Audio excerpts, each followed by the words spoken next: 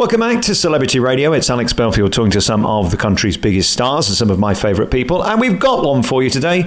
A lady who sells out theatres up and down the country and has been doing it for decades. She comes to Arbroath on the 17th of April, to Greenock. She'll be in England at Wellingborough on the 1st of May, then to Basildon and Poole. And you can see all these dates by going to sallymorgan.tv. And I'm delighted to say that Sally joins us on the phone now. How are you? I'm very well, Alex. How are you? I am delicious, but not as good as you. It seems like wherever you go, people are pleased to see you. That's nice. Well, that is a nice feeling, and that's very true. And I have been doing this now for a decade, 10 years, and basically, it's the 10th anniversary tour, so it's a very special time for me and my team that travel up and down the UK. I guess really what you're doing is like a singer or a comedian. It's life on the road. You go to them. Do you enjoy that side of it, or is that schlepping around tough? No, I mean, well, it can be. There are days, especially when it's cold and snowing. I mean, that snow that we had a few weeks ago, I didn't miss one show, and I turned up at every single show, and I have to tell you, we were doing 14 to 17-hour days.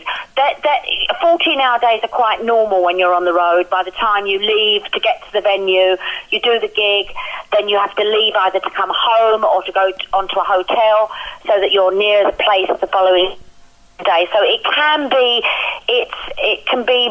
be at times grueling, you could say. And then you'll get the moments where it's so special because you come across people that are just so grateful that you're touring and you're actually in their theatre. Are there ever moments you look out over an audience and you think, I don't know what to say, or have you always got something? Oh, please, no, that's never happened. And hopefully that never will. Listen, Alex, you know me. When have I never got anything to say? Yes. If I know what you mean, and if ever I was to walk out and literally it was like, there isn't a message here, I'd just burst into song. They'd have a singer for 2 hours. You know what I mean? Yeah. If in doubt, improvise. No, I'm teasing you. But basically, yes, I understand what you're saying, and I have to say I don't dwell on it too much. What I'm going to say about about an hour before I go on stage, so round about, I don't know, she say 6:30, I start to sort of get into the zone, and little thoughts that come into my head or little scenes in my mind's eye, I'll think, I'll say that as soon as I go out. And I look at that as already harnessing energy that belongs or pertains to a certain person in the audience. So, touch wood, and I'm searching for a bit of wood. Hang on a minute, the chair. Touch wood, I have never had a blank, you could say. No. We look at your gift, as you call it and describe it, and it appears that you think it was there from 9 months old. That's extraordinary. I wonder then whether it's almost a burden in a way, because there's no getting away from this gift you have as a medium, is there?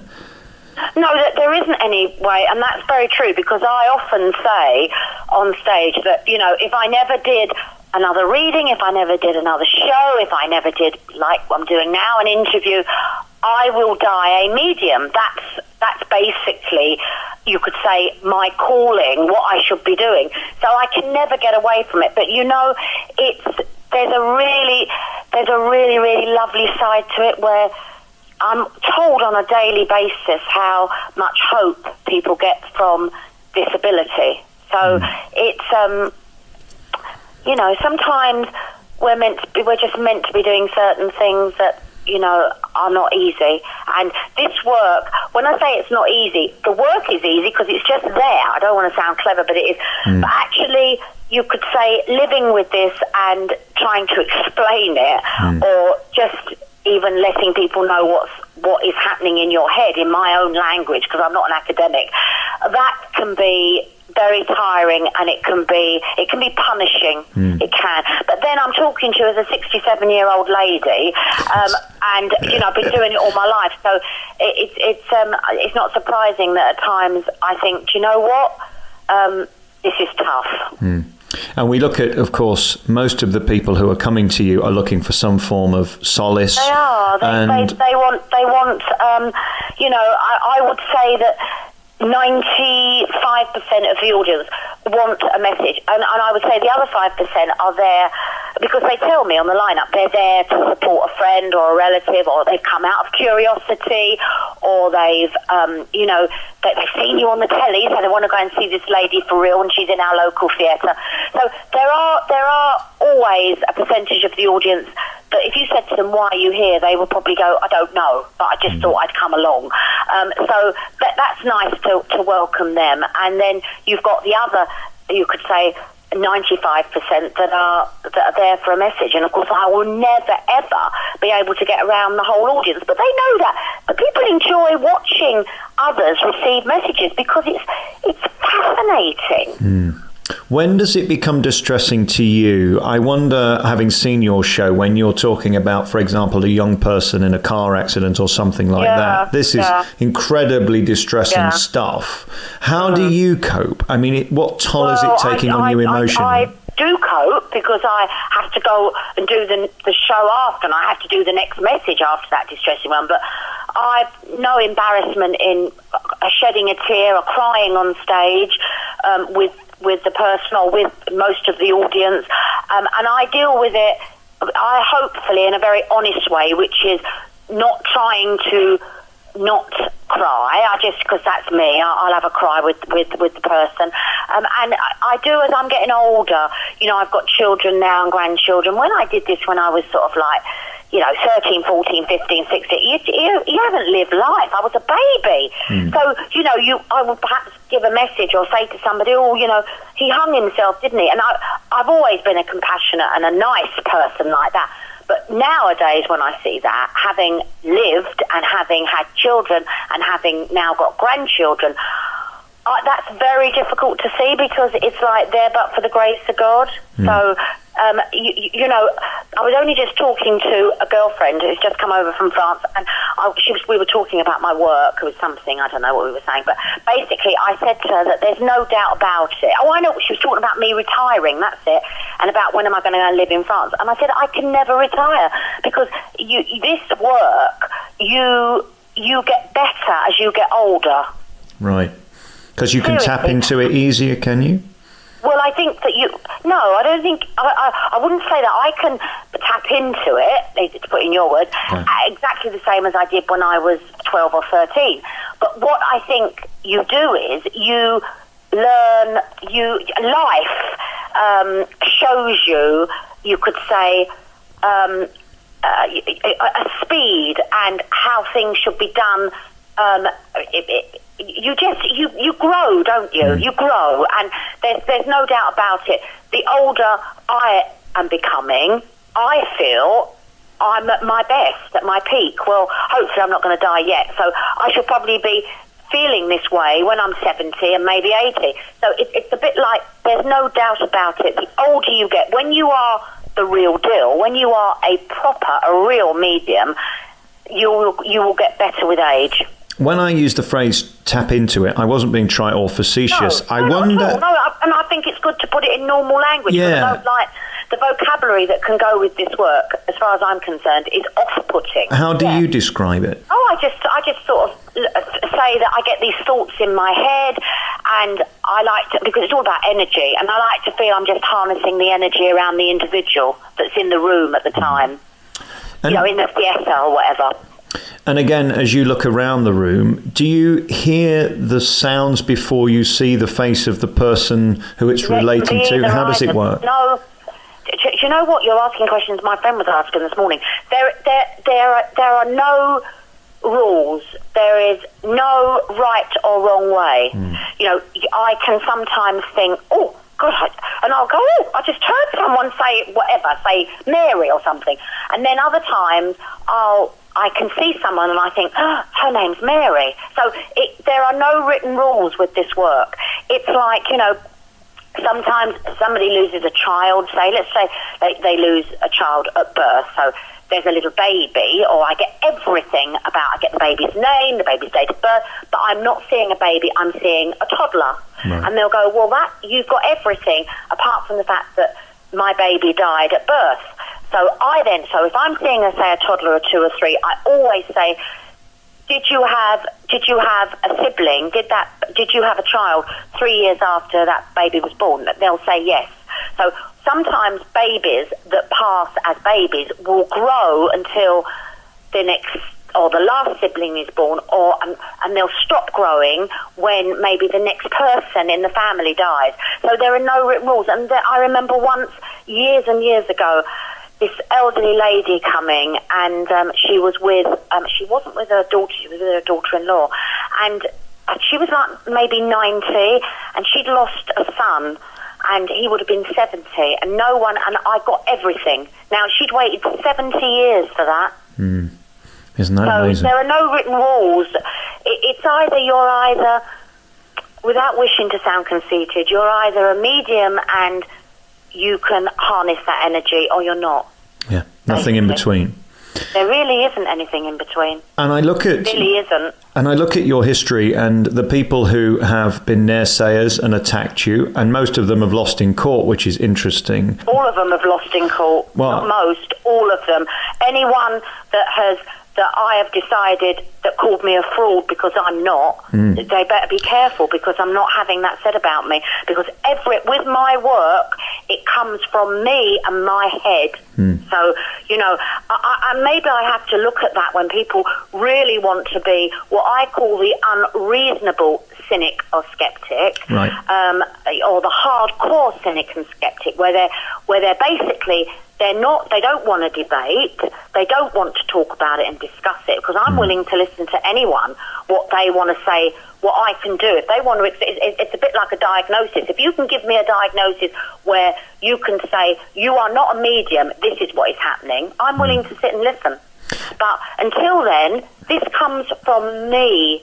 So, it's a personal attack, isn't it? If they're doubting your credibility, it's damaging. Because I now have a reputation, a good reputation, and I keep a lot of people in work, I employ people, and it's a bit like, it's not just my mortgage that needs paying, it's a lot of other people, and I will not have one ignorant individual or one individual or however many people who feel that they can just say it willy-nilly. They're not going to, I won't allow it to happen. No. Because I don't do anything but stand on stage and do my work organically, like I always have done. And my theory is, if you don't like it, don't go to it. Just ignore it. You don't have to go. You don't have to buy a ticket. But, at the same time, I do think that this work needs questioning. Because, Alex, there are a lot of people that profess to be, it's such a generic term, psychic, profess to be psychic, profess to be a medium, call themselves a psychic medium, and they're not, basically. I don't know what they're doing or why they're doing it, but they're not. So we do need to question it. And I have to say, I am very grateful to people like you, Alec, who want to interview me and, in a way, put me on the spot, because in doing that, I'm actually educating myself, because it's a bit like, when someone said to me when I started doing the tour, well, what's happening in your head? And it's a bit like, what is happening? I'm harnessing energy.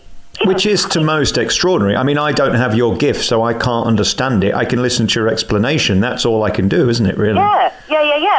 And it's a bit like, you see, it's almost as if, every single one of us, even the biggest cynic and skeptic, will have been in a room or will have been amongst people at one time in their life and gone, oh, wasn't that a dreadful atmosphere in there? Or that was an amazing atmosphere. Well, you are harnessing the energy within that space where other people are. Only yesterday, I went to do a show at 2:00 in the afternoon, and I walked in and I said, there's a very funny mood in this room this afternoon. Yeah. I don't know what had happened before I walked in, or whether it was the day or the fact that it was raining and cold and people were already pissed off before it even started. Yeah.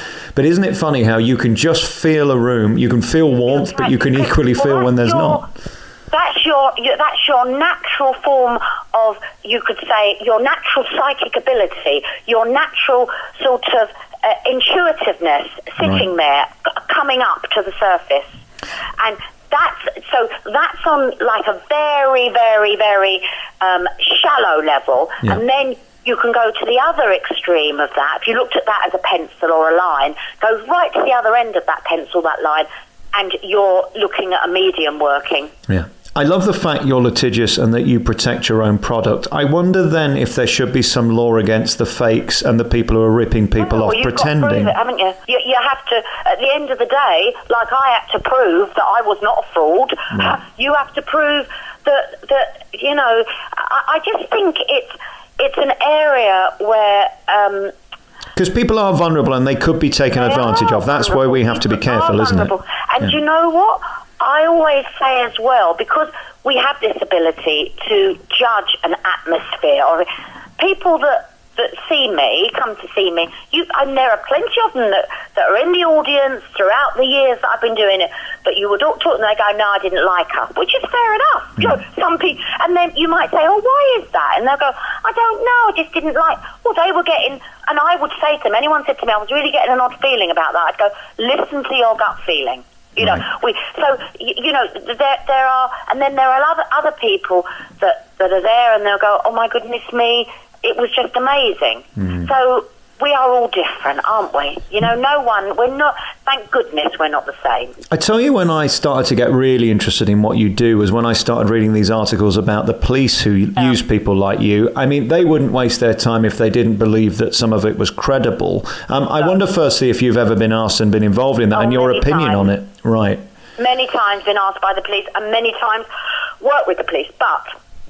and it's a huge but, and it's quite understandable, you know, you are the last port of call with a particular case, and it's usually going to be a murder or somebody that they know has been murdered and they've never found the body. It's going to be something like that they'll call on you for, which is brilliant, but it's like, and you are the last port of call, and it's usually because someone amongst those detectives is really somebody that is interested in it. Do you know what I mean? I see. So that's when you'll usually get the call, and the so-called governor, in inverted commas, he is saying, well, you know, I don't want to be seen to be looking at this, but if you feel you can glean something, more information, go see her.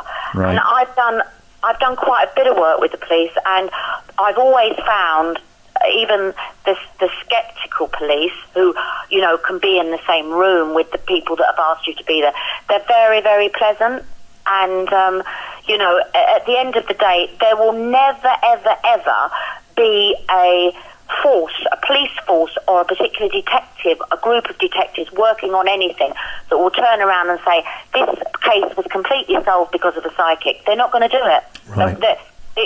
Because they're, you know, their whole, it's science, isn't it? Police work nowadays, it's science. Yes, you have to prove. Yeah, absolutely. Of course you do, and quite rightly so. Yeah. Do you know what I mean? Quite rightly so. What pressure do you feel under when you're involved with something like that? This is really serious. Yeah, well, it is serious, and I'm certainly, especially at this stage in my life, I know when I can, you know, when things have to be appropriate. So I do know that it is serious, but I also go in and I say, look, I'm not putting myself under any pressure, and I don't want anyone to feel that but this is what I'm seeing, and it's usually I'll draw something, or I work with maps a lot. I'm very good with maps with missing people and that. So and then they just go see, and you know, if it's there, it's there. I see what you do as similar to a priest in a church in a way, that people come to you for solace, and your gift to humanity, whether you agree with it or don't agree with it, like it or hate it, is that you are giving comfort to people. I suppose that is your legacy, is it? That many, many people over many, many years have been given great solace by what you do. Well, first of all, to answer that end bit, they have, and I can't, and I'm not saying they have been given solace and hope, because, you know, I'm trying to big up the work, but they have. But it's interesting what you say. I mean, I always avoid religion, because we've all got our own denominations, and I'm certainly, my work isn't about preaching, but I do think that my work, I mean, I'm certainly not a theologian and anything like that. But there's a connection in belief, isn't there? The people who come to you believe in what you do. I do think my work, because there's a spirituality to it. There's a spiritual side to it. Yeah. Well, there is with me anyway, and I hope that people can sense that. I do think I touch on, because I believe in God anyway, I touch on that, you know, I'm talking about spirit being in another dimension, and then I believe there's a dimension above that. I think there are 3 dimensions. There's earth plane, where we are, the living, and then when we die, our body dies, our soul, our spirit, our energy, call it whatever you want, our essence, goes to another dimension that literally is able to be carried around by remaining loved ones. And when we're spoken of by them, it becomes intense. If you could imagine a noise, it's just sort of slightly humming until somebody talks about us, then it gets turned up. And then after you could say heaven, there is this other level where there is this divinity, which I don't want anyone else to say, I call God. And I think that there are people that can be on earth plane, they die, and they go straight to divinity. But there are very few people that do that. And I think that it's all to do with lessons in life and things like that. How often can you switch off and be at peace with yourself? Is that tough? Daily. I mean, seriously, I'm talking to you now, and I'm not in work zone. You know, you're so lovely, and I'm having a lovely conversation with you, and I'm so thrilled that you're interested. Yeah, it's fascinating. In the questions and the answers. So I'm just me. I'm just Sally now. I'm not Sally the medium, and I'm at home today, so that's really nice.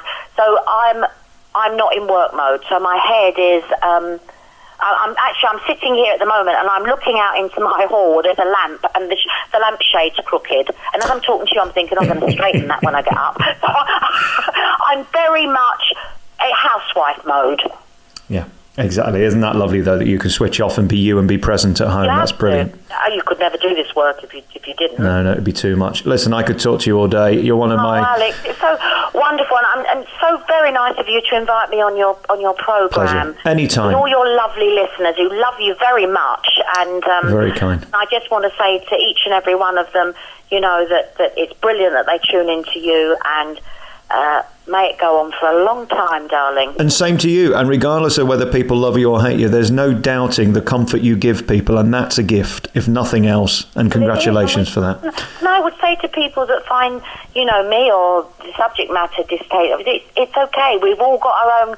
We all have our own take on things. We've all got our own choice. We've got freedom in our head, which is wonderful, and it does not upset me in a malicious way or in an arrogant way. What I mean is, you say tomato, I say tomato. It's a bit like that, really. But isn't it funny now? We seem to live in a world where unless we follow an agenda that everybody else is following, we're wrong. And I think we've got to stop that. People should have a right to an opinion. I might not agree with it, but it doesn't make you or me a bad person. But we need, don't we? We need a right to an opinion. We do. We don't seem to like that anymore, but I like it. So there you go. Hey, congratulations on everything. You can see one of my favourite people, Sally Morgan. She will be appearing in Arbroath from the 17th, and then she comes back to England at Wellingborough on the 1st of May through Basildon, and continually touring. Does more dates in Britain than most people we certainly talked to on this programme, and also Champneys as well, appearing quite a lot there through 2018 into 2019 as well. Thank you so much for your time, Sally. You're so very welcome. Thank you, Alex. Bye.